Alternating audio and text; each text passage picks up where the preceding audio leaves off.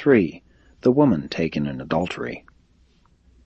It was during this visit to Jerusalem that Jesus dealt with a certain woman of evil repute, who was brought into his presence by her accusers and his enemies. The distorted record you have of this episode would suggest that this woman had been brought before Jesus by the scribes and Pharisees, and that Jesus so dealt with them as to indicate that these religious leaders of the Jews might themselves have been guilty of immorality. Jesus well knew that, while the scribes and Pharisees were spiritually blind and intellectually prejudiced by their loyalty to tradition, they were to be numbered among the most thoroughly moral men of that day and generation. What really happened was this. Early the third morning of the feast, as Jesus approached the temple, he was met by a group of the hired agents of the Sanhedrin, who were dragging a woman along with them. As they came near, the spokesman said, "Master, this woman was taken in adultery, in the very act. Now the law of Moses commands that we should stone such a woman. What do you say should be done with her?"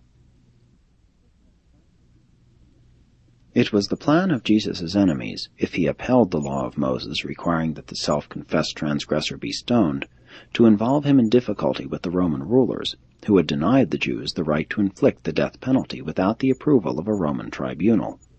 If he forbade stoning the woman, they would accuse him before the Sanhedrin of setting himself up above Moses and the Jewish law. If he remained silent, they would accuse him of cowardice. But the master so managed the situation that the whole plot fell to pieces of its own sordid weight. This woman, once comely, was the wife of an inferior citizen of Nazareth, a man who had been a troublemaker for Jesus throughout his youthful days. The man, having married this woman, did most shamefully force her to earn their living by making commerce of her body. He had come up to the feast at Jerusalem that his wife might thus prostitute her physical charms for financial gain.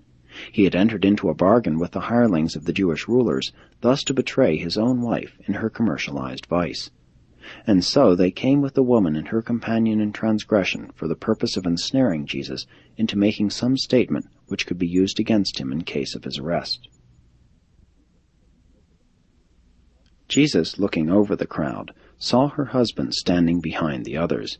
He knew what sort of man he was, and perceived that he was a party to the despicable transaction. Jesus first walked around to near where this degenerate husband stood, and wrote upon the sand a few words, which caused him to depart in haste. Then he came back before the woman, and wrote again upon the ground for the benefit of her would-be accusers. And when they read his words, they too went away one by one. And when the master had written in the sand the third time, the woman's companion in evil took his departure, so that, when the master raised himself up from this writing, he beheld the woman standing alone before him.